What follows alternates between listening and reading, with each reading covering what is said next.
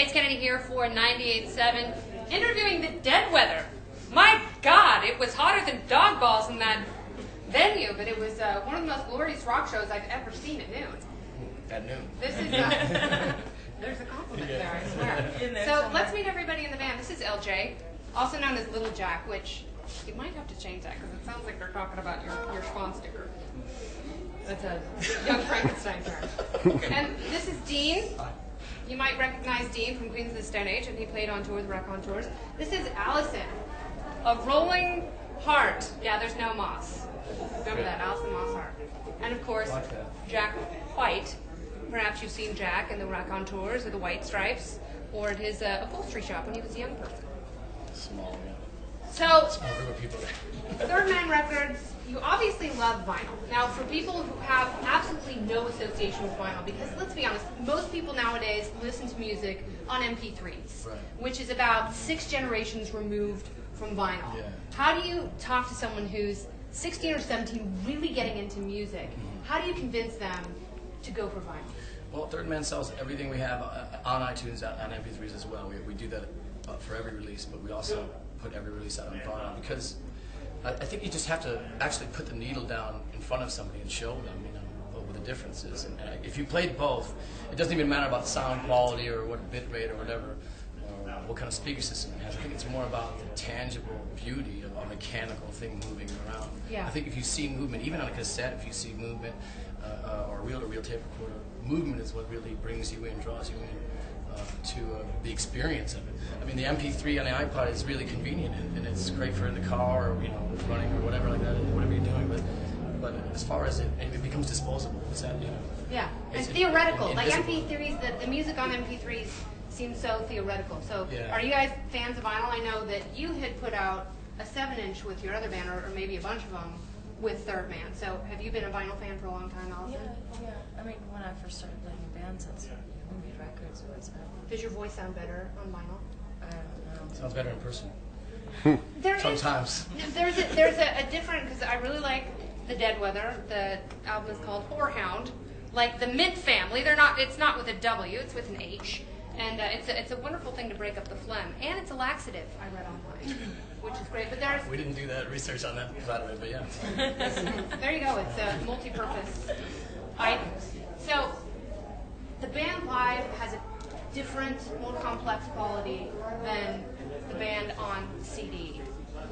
How do you get that sound and make it different from other bands? How do you get a complex sound with this band that's completely different from White Stripes or Raconteurs? Well, I mean, her band works with a drum machine. Stripes is a two-piece. I mean, this is a conventional form, but I think all of us are coming from different directions into something new.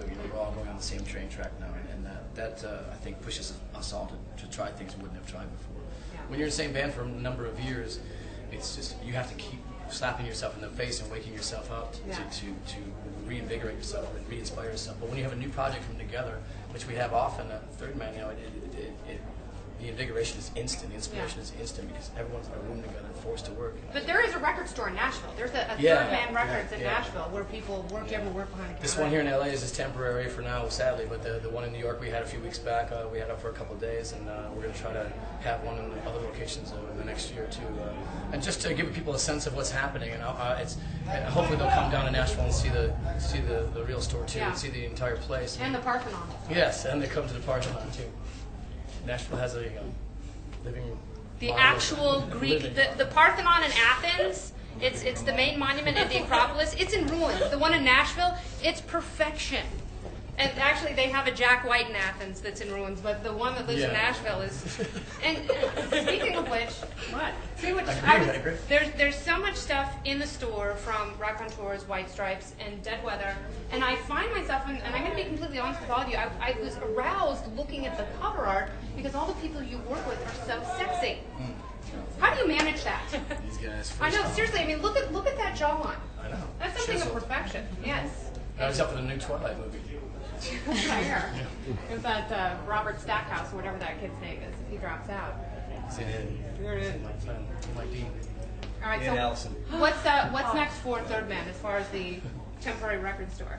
Well, we want to keep this open for a couple of days, and as long as we're in town too. We're also here. We've been keeping this. We've been planning this like 6 months ago. I like to plan things on the moment, and have things come up a couple of days beforehand, or even the morning of. And so many things have changed in the last 24 hours about what we want to do here, and we're just trying to keep it alive as much as we can. I mean, this place is incredible. This is an old porno theater in this neighborhood, and I reenacted a few scenes up here. Really, before we got here. Love it. And then, so it's also great to in this economy right now to just reinvigorate an abandoned structure and give it something, some life, especially for music and tangible music at that. Tangible music, that's what vinyl is. So go introduce yourself to it. If you're not intimately involved, if you're just dating, I really think that you should consider a commitment. Well, thank you guys so much. Dead Weather rages to my bones, and I really appreciate that. It almost sent me into menopause. That's how exciting it is. That's good. LJ, Dean, Allison, and Jack. God love you. 987. Peace out, homies. All of you.